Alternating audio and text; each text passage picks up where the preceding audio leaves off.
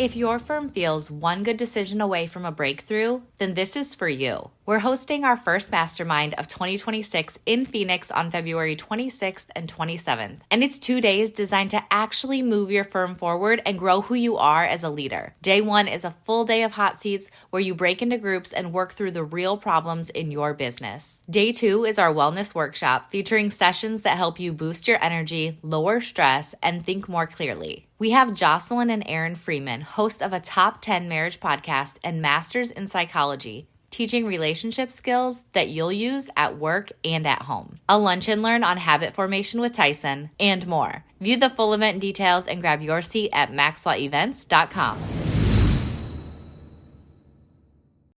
Get ready, because here's your host, Tyson Mutrix.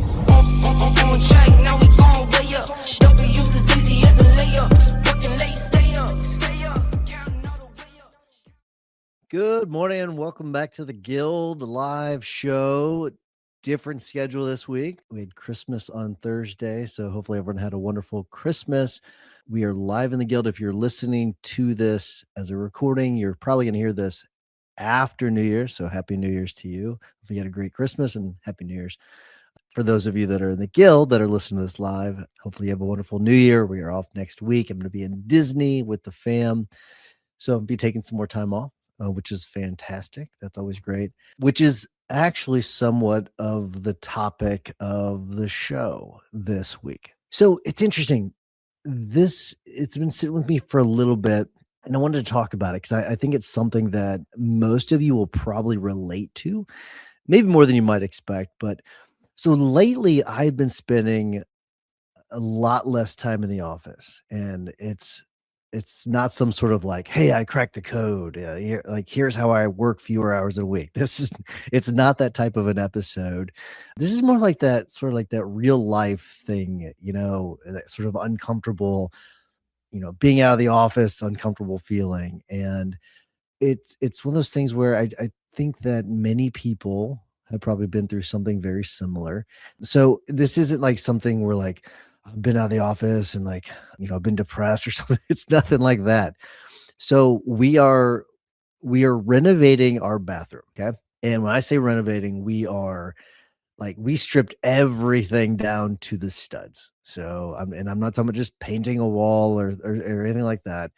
We have ripped the shower out. We ripped the bathtub, toilet, vanity, everything. We're doing a complete rehaul of our bathroom. And so I've actually been personally, away from the office. I mean, I'm coming into the office every single day, but I'm working less hours. I'm actually spending a lot of time on that. And it's funny because I'm sure I know I hear some of you saying, who, not how kind of a thing. I'm not doing this because I have to. I'm not doing this because it's cheaper. So Amy and we're doing this. I mean, I really enjoy it. I like building things. I like working with my hands. I like seeing the progress from really start to finish. It's no different than whenever I'm building things with the firm. Like, I like to build things. That's what I like to do. So this is a hobby. Okay. So those of you, some of you like to go golfing. Some of you like to play pickleball. Some of you like to knit. I like to build things. That's what I like to do. Just happens to be that this habit is a little bit more, or hobby, this is a little bit more expensive when it comes to bathroom renovation, and it does take, quite a bit of time. However, it's something that I get to do with Amy, and it's something that the kids have helped out a little bit with, not a lot, but part of it. But I really enjoy it. I really like it.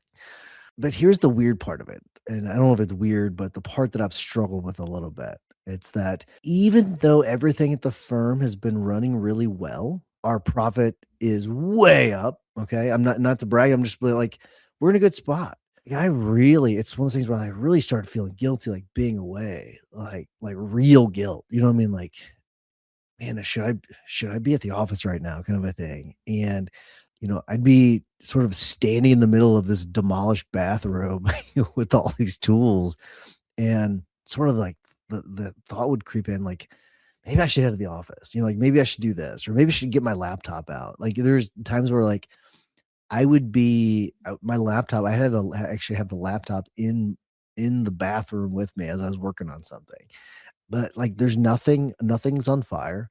no emergencies, clients are being taken care of, the team is doing their job, revenue's great, profits are great, and still it's just interesting, like, I felt like something just not right, you know what I mean?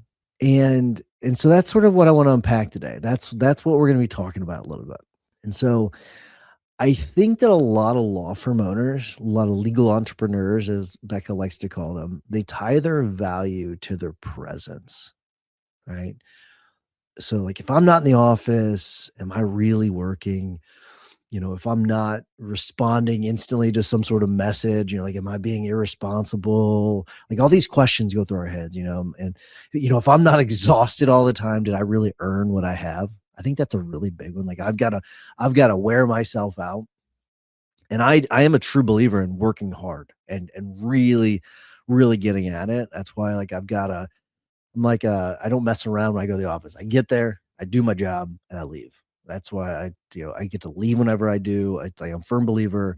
I mean, this is gonna sound kind of bad. I don't like to, like, sit around chit chat. I don't like to do all that. I like to just boom, do the work.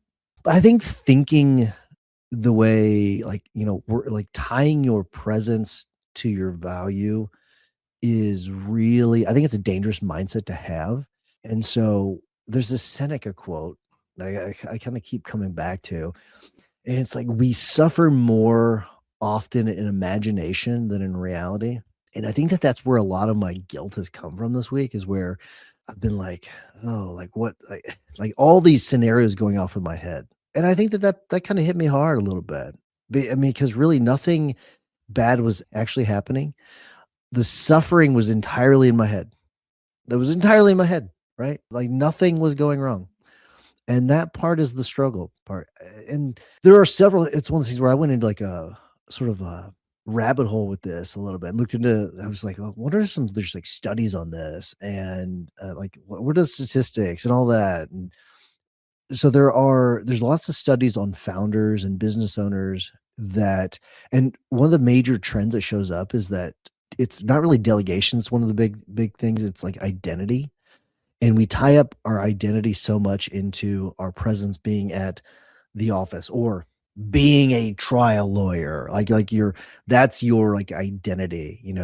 We've sort of spent years being the hero, like, we're the firefighter. And, like, so kind of transition, not everybody's a trial attorney. Like, so you're the firefighter at the office. Like, you're the problem solver. You're the one that does all the things. And, like, I kind of joked for years, like, I'm like the IT guy, where people come to me, like, not anymore because I got cautious, but, like, for years it was like, I'm the IT guy, where people came to me for tech issues. And when those roles disappear as you grow, that's one of those things, like, one of those roles that disappeared for me. We don't usually immediately replace them with something that's healthier. And what happens is, instead, guilt starts to fill in that gap where, what do I do now? What am I going to do? I don't do that anymore. So what happens now? So it's interesting. So another thing that surprised me was working on the bathroom is, like, it's satisfying in a way that running a business sometimes isn't. It's really kind of interesting. It fills that void. It bothered me a little bit. If I'm being completely honest, it really kind of bothered me that I was, like, enjoying it, almost like I was enjoying it too much. You know what I mean? Like, I was like, I really like doing this. Is this right? Is this, like, it felt wrong. It's one of those things that just felt wrong. Because, like, if you think, like, logically, the firm is more important than the bathroom. Okay. It really is. Okay. Completely. I would make more money, right? I could pay someone to do the bathroom, although, Jesus, I'm sure some of the quotes I've heard other people in our neighborhood get, whoa, holy crap. But I would probably make more money if I was working at the office, right? The firm by itself is obviously worth way more than a bathroom. But psychologically, the bathroom wins every time. It's like working on the bathroom wins every time. And I think the reason is that the progress, it's visible. I can see it. I can see it in progress. I can see in real time when I'm behind on something, or I can see in real time that I'm ahead on something. You put up the framing, you see the framing. You put up the drywall, you see the drywall. In the shower, it's not drywall. You put up, go board or backer board or Schluter board. Those are all things that are like waterproof, that you can put up. But you finish a day knowing exactly what's changed. You can see it. Okay. You can see it. But business doesn't really work like that. It can to a certain extent with like dashboards and KPIs and all that, but you don't really see the full picture like you do when you're building something. And that's what's really kind of interesting. Like you don't fully see the big picture. And if you don't see it, then your employees don't probably see it either. And I think that's maybe one of the lessons I learned is like spending more time like building big picture for the team. Because I mean, you can put in a week of leadership conversations, system tweaks, do some team coaching, and there's really like no immediate like after photo. There's just not that payoff doesn't show up, for months. It really doesn't. And it really kind of comes back to like the whole idea of like I talked about this in a recent episode, like how ideas are really a commodity and execution of those ideas is not. Like that's a Michael Dell quote. Like ideas are a commodity. Execution is by far the most important part of it. Idea, dime a dozen. It's the physical execution. That's what gives you the brain instant feedback. Running a firm is delayed gratification on hard mode. That's really what it is. And if you really don't understand that, that's a really core concept that you need to understand. That if you don't understand that, you're going to mistake visible effort for meaningful effort. Okay. So when you're in the middle of things, working on the firm, you have to understand just being there, doing the thing, being busy doesn't really mean anything unless you're working on the right things. You got to have that meaningful effort. So sort of the mindset that changed, I had to force myself to change my mind on this. And it was more of like instead of thinking, should I be working right now, to really, it's more of what was all that work for in the past? All those long hours that I put in, those late nights earlier in my career. Like I didn't put in late nights, weekends, and that years of stress, to be honest with you, just to stay stuck in the same grind forever. I didn't. I know you didn't either. I put in those long hours really as a down payment. They were supposed to buy freedom later. That freedom that I'm sort of taking advantage of now. Okay. It was the preparation that I had early on was not accidental. Okay. It was intentional. And the time that I'm taking off now, I had to convince myself of this. Is one of those things where like I had to convince myself that time that I'm taking off right now to do these things that I'm enjoying doing, that's earned time.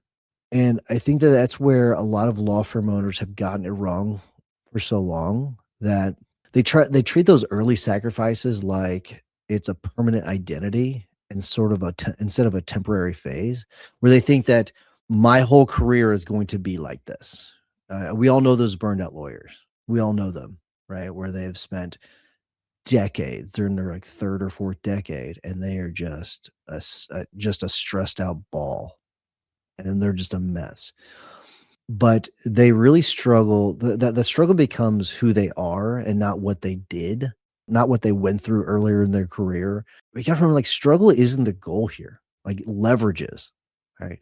We're going through some of these hard times to then get leverage later on. That's what we're doing. A big part of this, though, is trusting the team you built. Okay.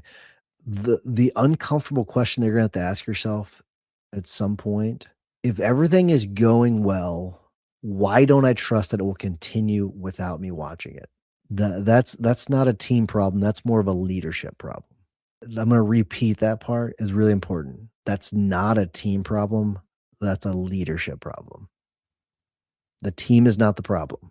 You have to trust them more. Okay. You have to. Control issues masquerade as responsibility all the time. They really do. That's a control issue. You have to be able to delegate. And there are numerous studies on this about, like, if you can give your team, instead of micromanaging them, you give them the effort, you at above 20% increases in profitability. Like it's a massive increase in profitability whenever you take that stranglehold off. And if it causes anxiety, it usually means one of two things. Either your systems are not fully complete or they're wrong, or your trust isn't in your team. And those are very different problems. Those are things that either you need to work on your systems or you need to work on your team, or maybe a combination of both. They're very different issues, but it's usually one of those two things. What we really have to get to, so kind of start to wrap things up a little bit, is we have to redefine what work actually means. Okay. And that's a big reframe. And that's it's helping me, not completely helped me, but it's helping me let go of some of that guilt. Working less doesn't mean that you care less. Okay. It often means that you've built something better. Okay. Remember that. So, working less doesn't mean you care less. It does not mean that. It often means that you have built something better. And receiving that, understanding that, owning that, hey, I'm in a good spot is really, really important. It's one of maybe my biggest struggles is sort of understanding that part. It's kind of like the end of the go giver, like the fifth step in the go giver. It's sort of like receiving, understanding that part. That's really important. So just remember, like, leadership isn't about location, it's about the outcomes. It really is. And this is something I think the legal industry is still catching up on. I think back at my first boss at law school, how he really cared way more about us being in the office than, so like that FaceTime, than really what we did. It was so silly, so crazy. And I think as a legal industry, we got to let go of that. The presence, being in the office, you being in the office, it's far less important than actual the outcomes that you get. So if you like The Office, and Michael Scott is talking to Jan, and who is his manager, and he said something like, they do more work whenever I'm away. And he's like, no, no, they do more work when I'm here. And he's like, no, no, no, because either way, it didn't sound right, right? It shouldn't matter whether you're there or not. That's the reality. It should not matter whether you're there or you're away. If they're doing more work because you're there, that's a problem. If you're doing more work because you're away, that's a problem. That's a better problem, though. That's one of those things. It just means that you're the distraction. Your team should be able to run on its own. That's the point. That's the point. And with that freedom that you have when you're away, it's not a reward you should feel guilty about. Not at all. Freedom is kind of the metric. Freedom should be the metric. How much time can you take away? When you start thinking about it that way, it's like, oh, that's a nice metric to live by. It really is. How about that for a KPI? Having more freedom. It's pretty good. So here's sort of what I want to leave you with. If you're feeling guilty for stepping away, pause before you beat yourself up. Ask yourself, is anything actually broken? Did I build this firm to escape burnout or to live in it forever? What would need to change for me to step away for 30 days without stress? That's a really good question where it'll really help you identify all those gaps. Guilt doesn't always mean you're doing something wrong. Remember that. It really doesn't.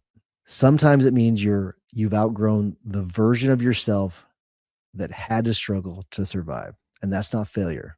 That's progress. So that's all I have today. I appreciate you listening. Like I said, hopefully you had a wonderful Christmas. Hopefully you have a wonderful new year for those of you in the guild. Hopefully those of you that are listening to this after the new year, hopefully you had a wonderful new year. Hopefully your 2026 is your best year yet. Keep crushing it. Remember to check out Becca's list, where you can check out vendors that will help you see who's good, who's bad, who's in between, who's expensive, who's not expensive, the best vendors for you. Then if you're interested in the guild, go to maxwellguild.com and we would love to have you. And those of you that are going to be in Scottsdale in January or February, I can't wait to see you then. But hopefully this one hit home for you. And if it did, I'd love to hear about it inside the guild or wherever you're listening. So leave a comment and I'd love to hear from you. Have a wonderful 2026, everyone. We will be seeing you. See you, buddy.